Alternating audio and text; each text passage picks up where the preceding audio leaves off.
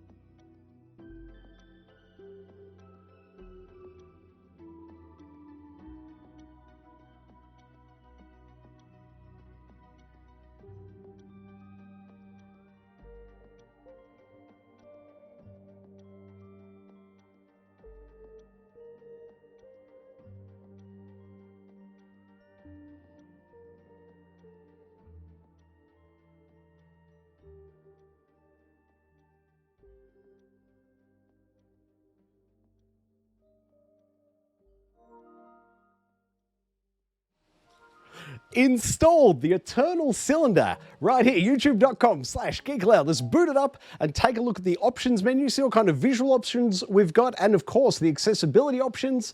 I'll make any recommendations as needed there. I can tell you it does have a ray tracing mode available in 4K. However, the frame rate hit that I saw when in that mode, I just could not recommend it to anybody.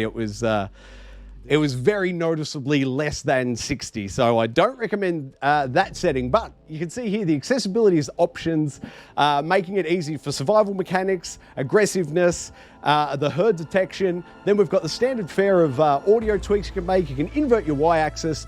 And then down the bottom, the keynotes here. Motion blur I found turned off, looked better. I took the field of view slider all the way up to the top. Greater situational awareness. I highly recommend it.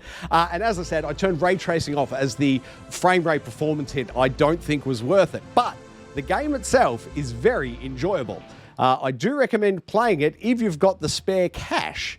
Where are we though? I can tell you currently the Eternal Cylinder onto a PlayStation 5 is version 1.004.000 and that is 5.97 gigabytes for the full and complete Let's Install right here, youtube.com/Geek Aloud. Please come back Thursday night for the Gaming Enforcement Agency. It'd be great to see you there in that live YouTube chat. What else can you do with Geek Aloud? Like it, subscribe it, you'll never miss it.